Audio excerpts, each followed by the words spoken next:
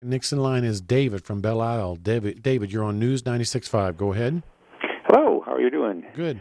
My wife has been collecting a small royalty from an oil well, which was quote unquote inherited from her father. All right. It turns out that was part of a trust, and basically in his name. And now the energy company is saying that we need to provide them with the tax ID for the trust. All right.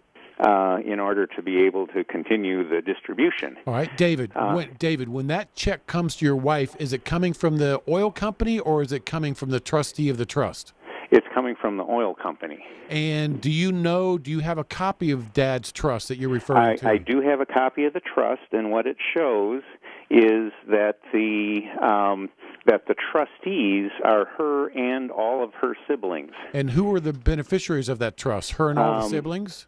Yes, the siblings. And are all the siblings getting checks from the oil company as well? They were at one time, but now they're saying otherwise. So we're trying to figure out. We got a letter from them asking for the tax ID for the trust. So, David, they are right. If that lease is owned by the trust, they should be making their lease payments to the trust, and for them to make payments to the trust, they need to have the tax ID number. As an alternative, the trustees of that trust could assign that lease rights out to whoever the beneficiaries are, the individuals, and then they could start making payments to the individuals. Okay. So, and I presume that could be done without establishing the tax ID for the trust? In my opinion, the answer is yes. Okay. You may want to talk to an accountant or CPA because that trust may have tax returns that have been due for these last many years since Dad passed away. Say again? When did Dad pass away, David? Oh, gosh.